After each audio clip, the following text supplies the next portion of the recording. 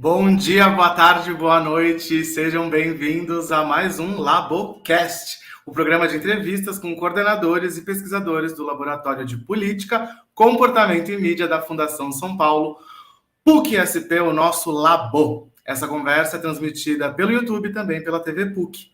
O nosso convidado de hoje é o coordenador do grupo de pesquisa Ética da Tecnologia, Davi Lago.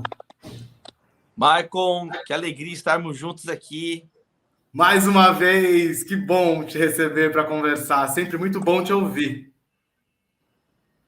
Que isso, Maicon, generosidade tua. Parabéns, Labo, viva o Labocast. Davi, você está coordenando um grupo chamado Ética da Tecnologia. O que você entende como ética? É a mesma coisa que moral?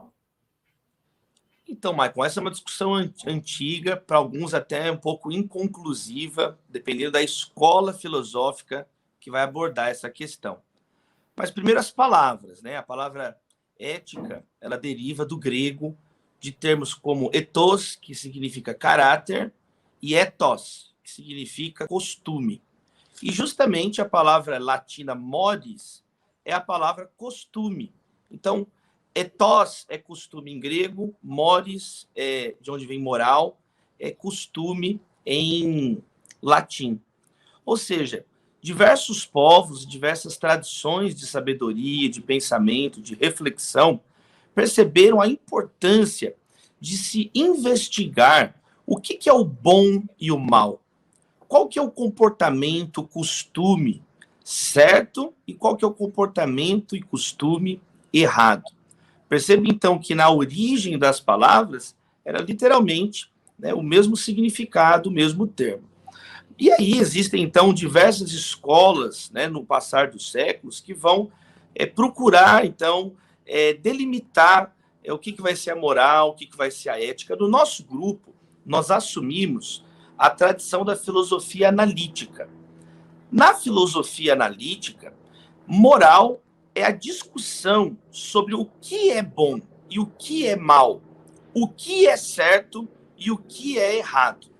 Já a ética vai ser, então, o raciocínio, a investigação sistemática, racional, sistemática sobre a moralidade. Percebe, Michael? Então, a ética é a disciplina que estuda a moralidade, né? Na tradição da filosofia ética. E aí existem alguns braços principais da ética na filosofia analítica. Existe a metaética, que é a reflexão da própria base de legitimidade racional da ética, o que é essa disciplina, qual a estrutura dessa disciplina. Então, isso é a metaética.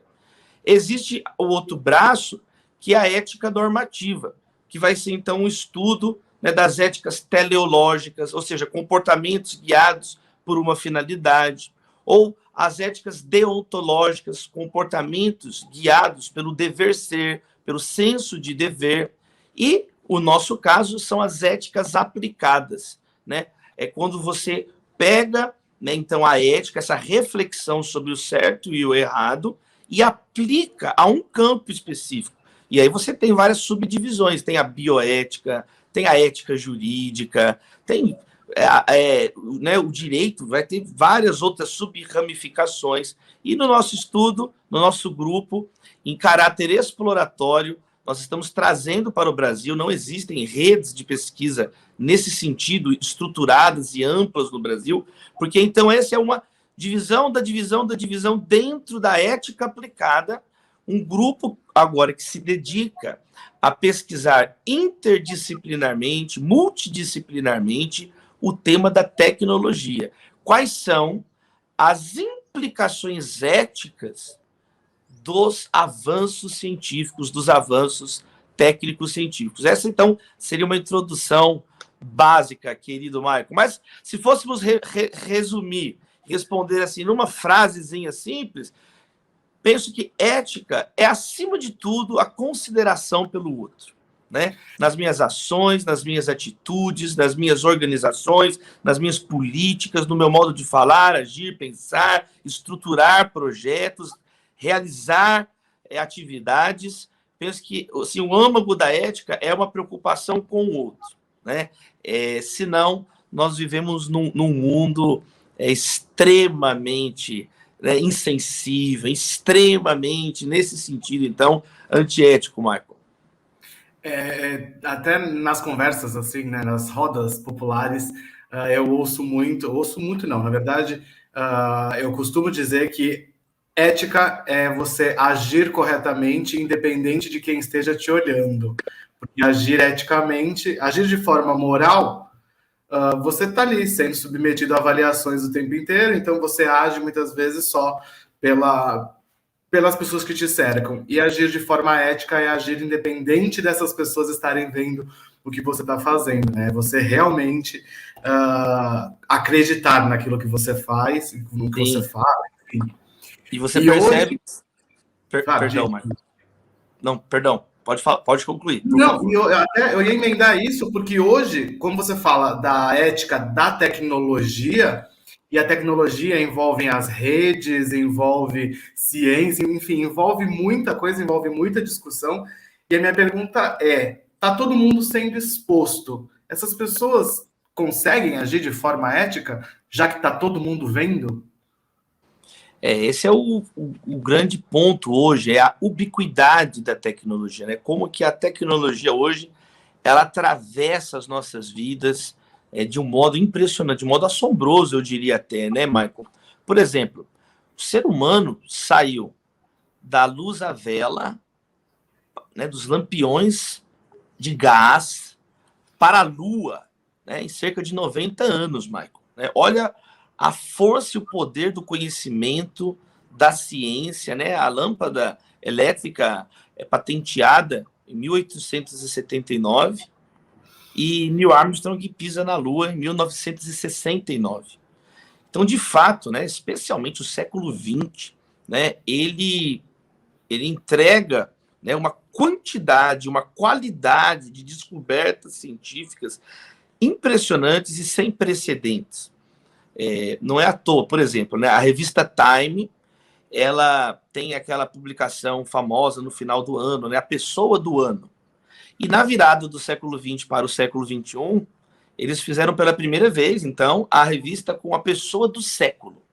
Quem é a figura, então, que simbolizaria o século XX? Veja só, o século XX teve Gandhi, o século XX teve, né, Martin Luther King, mas depois de uma intensa discussão, claro, não sem críticas, etc., mas olha que interessante, a escolha, o consenso, mais perto do consenso que eles chegaram foi Albert Einstein, justamente por ele ser uma dessas figuras que simboliza a própria ciência, encarna, né, a própria atitude científica, com as suas descobertas impressionantes, a teoria da relatividade, teoria da relatividade geral. Ou seja, vivemos num mundo hoje onde estamos conversando aqui mediados pela tecnologia em tempo real, cada um numa cidade, cada um em um lugar. Ora, isso coloca dois tipos de reflexões, dois campos de reflexões muito, muito amplos. O primeiro é esse que você aponta, Michael, né? Que é justamente a exposição da moralidade, da ética, do comportamento das pessoas, por assim dizer. Mas o outro aspecto, Michael, que é o que a gente procura pegar também então no nosso grupo, é identificar então antigos problemas éticos que são recolocados diante de nós de uma maneira nova, talvez de uma maneira original, talvez de uma maneira singular, que isso não foi possível antes. Então, por exemplo, bombas atômicas, bombas termonucleares, ou seja, capacidade concreta de exterminar a vida no planeta Terra.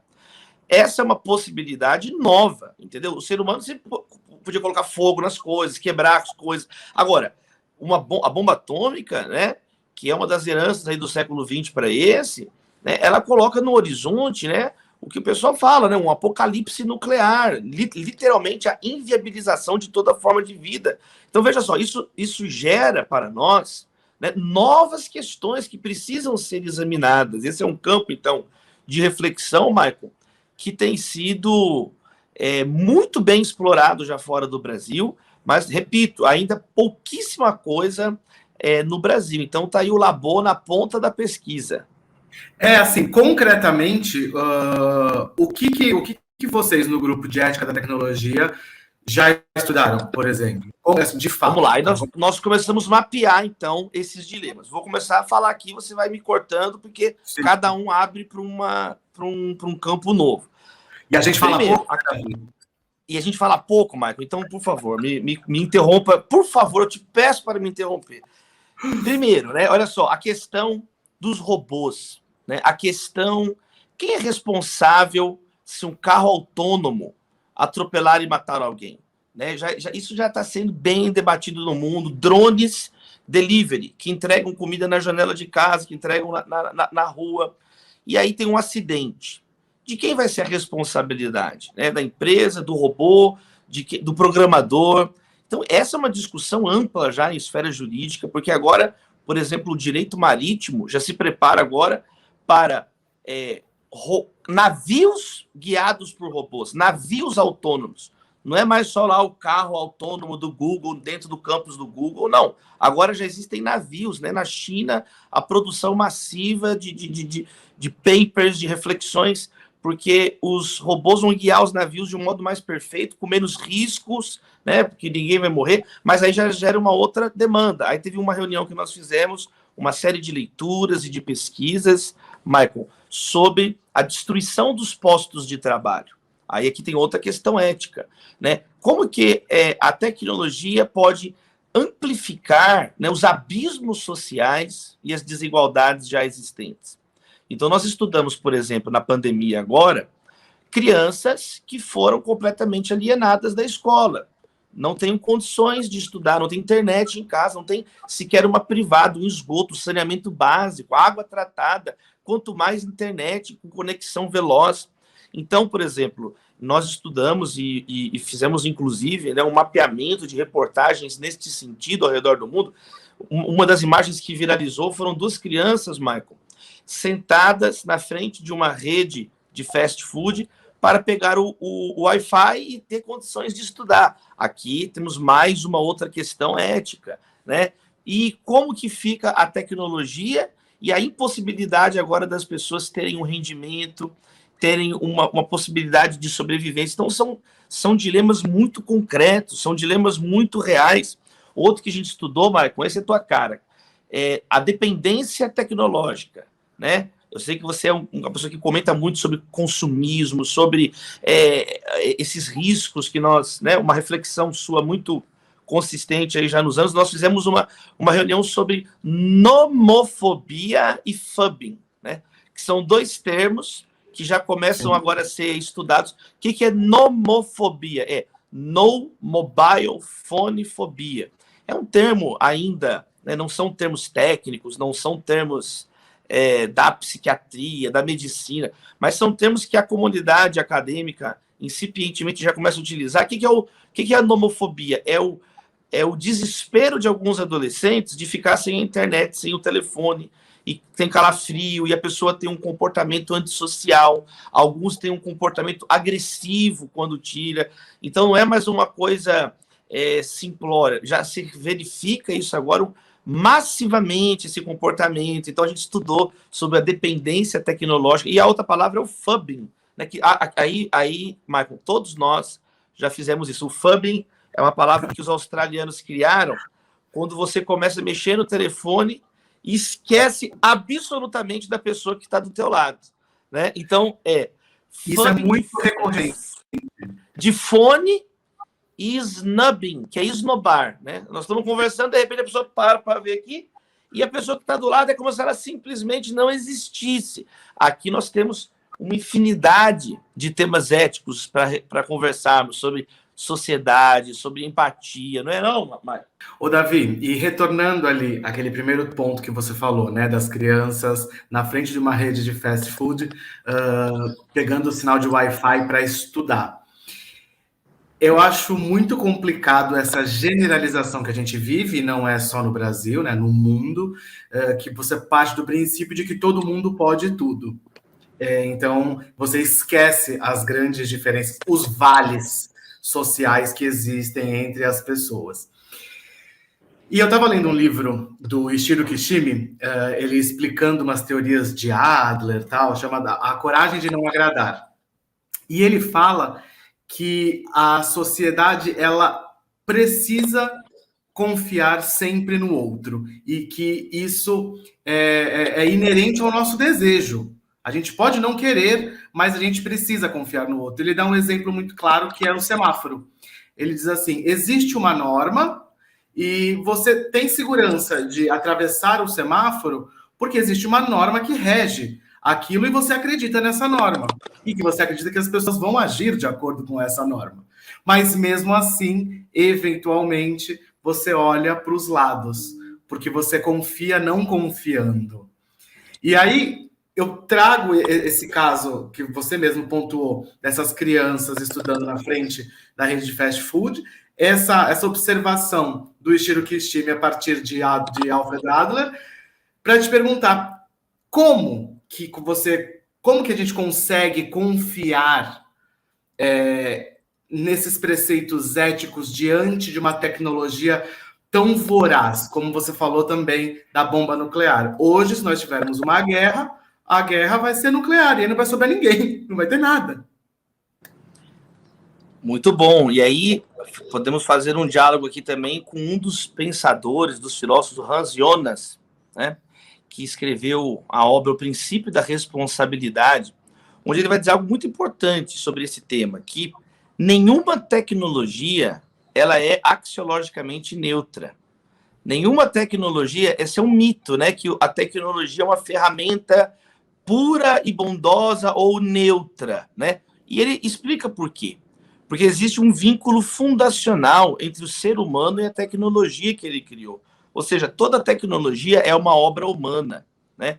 Especialmente hoje, né, Michael, que as tecnologias não é simplesmente uma alavanca, mas são tecnologias que envolvem agora produção de equipamentos, né? Produção, por exemplo, a internet. O pessoal está falando muito agora do metaverso, como se fosse uma coisa simplesmente virtual, né? Não, o metaverso, a internet, ela tem uma base concreta, ela é feita por cabos, por vidro, né, por cabos em leitos oceânicos, por uma rede de satélites em torno da Terra, geração de calor, de energia, né, consumo de muita energia.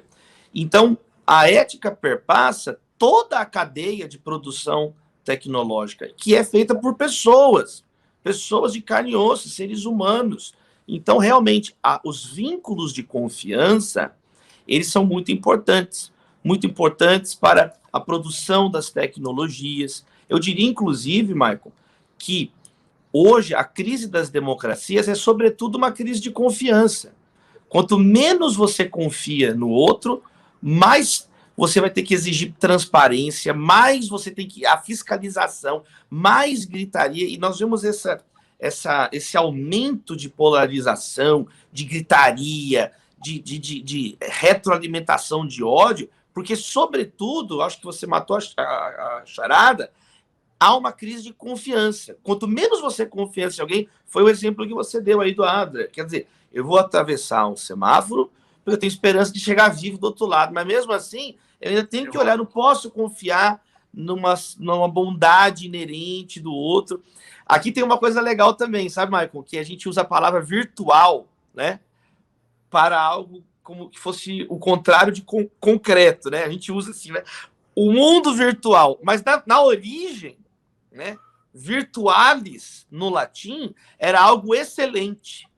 De onde vem? Fulano de tal é virtuoso. Quer dizer, algo excelente. Mas talvez, Michael, como ninguém nunca vê essa pessoa plenamente virtuosa, o virtuoso, em algum momento, Michael, deixou de ser o excelente, o inalcançável, para virar o inalcançável, para virar o inexistente. É até curioso isso, né? A virtude como algo inexistente, algo virtual. A gente está aqui conversando e você falou essa questão da confiança agora, tal, e me veio uma reflexão muito válida. Esse excesso de desconfiança para com o outro, talvez, fazendo uma análise psicanalítica, pode ser reflexo justamente de uma falta de confiança por si, um mergulho no, nas suas próprias atitudes, no seu próprio olhar ético para com o mundo, porque eu acabo também despejando no outro todos aqueles medos que eu próprio tenho. Então, a partir do momento que eu desconfio do outro, é porque, além de eu criar na minha cabeça a possibilidade dele agir, eu também posso estar criando a possibilidade de, se eu estivesse ali, será que eu não faria? Então, eu acho que essa desconfiança, ela fala da sociedade de uma forma muito profunda. Sim. A gente falou, então, de ética da tecnologia e os abismos sociais. A gente falou de ética da tecnologia, né, e destruição de empregos, de destruição de possibilidades de sobrevivência para muitas pessoas. E agora já chegamos em um terceiro dilema ético relacionado à tecnologia, que é a questão da vigilância. Já que a gente desconfia tanto uns dos outros, nós precisamos agora de urnas eletrônicas, o pessoal pede para auditar a urna eletrônica, né, e uma vigilância por satélites, e a questão dos dados. Então é necessário agora uma lei de dados, percebe, Michael? Então aqui tem uma terceira dimensão, que nós também já tivemos uma série de discussões no nosso grupo, sobre a questão da vigilância, né, baseado nessa desconfiança. Então, eu exijo mais transparência. Por exemplo, isso foi muito claro na pandemia, né? Direitos humanos violados com exposição de dados de pessoas, onde elas moram, a doença, se tomou ou não a vacina. Isso é uma das questões mais atuais, não é, Michael? E nós, ainda que temos eleições no Brasil, temos a questão agora dos robozinhos eleitorais, robozinhos militantes, questão das fake news. Peraí, qual que é a ética de uma sociedade que, entendeu, é enganada agora por robô? Será que isso ainda é uma sociedade? Inclusive, Michael, um dos termos que ficou muito popular agora nessa parte, nos últimos 4 anos, é a expressão sharp power, né? Sempre se falava de 2 tipos de poderes políticos, né? O hard power, as bombas, a guerra, a ação militar, né? O soft power, né? O conjunto diplomático, né? As habilidades dos embaixadores, uma pressão econômica e tal. E agora já se fala do sharp power, que é o poder de atravessar governos, atravessar estados, né? Por exemplo, quando foi comprovado 2 eleições para trás dos Estados Unidos da América para presidente, quando foi comprovado aquele ataque externo aos Estados Unidos, vindo da Rússia, vindo de outras nações, que lançaram desinformações em mídias sociais norte-americanas, né, estadunidenses, e aí, quer dizer, tentaram de algum modo interferir, atravessar a soberania de outro país sem míssil, sem pressão econômica, diplomática, mas com desinformação. Então, esse é um campo muito rico também de pesquisas, de temas, onde nós precisamos de unir forças aqui na academia, no debate público, Michael. George Orwell nunca teve tão atual, não é mesmo? Com relação à vigilância. Aí ele teve muito atual. Talvez ele errou só uma coisa, que ele falava que ia ser um Big Brother que olhar tudo. Só que hoje é todo mundo olhando. São cerca de 8 bilhões de Big Brothers olhando 8 bilhões de Big Brothers, né? Exato. Então o negócio desandou. Tem até um cara que estudou isso. Ele chama Akito von Troyer. Akito von Troyer, ele tem uma tese pelo MIT Lab chamado Hiperaudiências, onde ele fala justamente sobre isso, como que vivemos no mundo das hiperaudiências. Todo mundo é audiência de todo mundo, Marco. Sim, as pessoas elas vivem pela audiência, né? Mais do que nunca. Para encerrar só essa conversa, já que eu falei de George Orwell, quais são, sei lá, fala para a gente assim, alguns autores que vocês utilizam no grupo. Começando de onde você parou, nós usamos muitos autores da ficção científica. Eles são, eles antecipam questões ainda que não existem. Muitos termos, é impressionante, mas muitos termos, eles vêm do Isaac Asimov, né, ele vem do Philip Dick, vem de autores da ficção científica, do cinema, né? Por exemplo, obras como o Blade Runner, Tron, né, Vingador do Futuro, né, que é Total Recall, né, o Terminator, o Exterminador do Futuro, eles invariavelmente hoje nos grandes compêndios de filosofia dedicados à questão da ética, vão utilizar muitos desses autores da ficção científica. O Hans Jonas continua sendo um autor basilar, né, na fundação desse pensamento, ele que traz e populariza esse tipo de discussão, né, na segunda parte do século XX. E aí, Michael, nós caminhamos para uma miríade de autores muito específicos, né? Então, existe o Paul Sullins, que estuda, por exemplo, a questão se os robôs são ou não agentes morais. E aí tem o von Troyer, que vai estudar a questão das hiperaudiências. No Brasil, por exemplo, existe um grupo de pesquisa, né? Na verdade, é o Laboratório de Pânico e Respiração da Universidade Federal do Rio de Janeiro, né, que estuda especificamente a ansiedade relacionada à tecnologia. Então, é um estudo ainda muito incipiente, não existem assim, esses grandes nomes, existem os textos clássicos, né? Existem textos clássicos do Alan Turing sobre inteligência artificial, mas é um debate muito vivo. Fica um convite também, né, Michael, para todos que estão assistindo, ouvindo, participarem da nossa pesquisa, conferirem nos portais de mídia do Labo, a nossa produção. O grupo está com 8 meses agora, né? Começou no ano passado, estamos agora, retornamos em fevereiro desse ano, estamos caminhando e logo, logo, no meio do ano, agora, quando completarmos 1 ano de pesquisas, vamos começar agora a publicar os textos, os resultados de tudo aquilo que a gente está produzindo por aqui, Michael. Que legal, Davi. Inclusive, essas referências que você deu de quais autores que vocês utilizam no grupo é a prova da missão do Labo, né? Que é contemporaneizar os grandes nomes, as grandes teorias e colocá-las em prática no dia a dia para que todo mundo consiga refletir e pensar sobre o que a gente está vivendo nos dias de hoje. Muito obrigado. Preciso encerrar a nossa conversa. Essa entrevista fica por aqui. Mas, gente, não deixem de conferir todo o conteúdo que é produzido pelos nossos pesquisadores através das nossas redes sociais e também do offlates.com. Um beijo e até a próxima.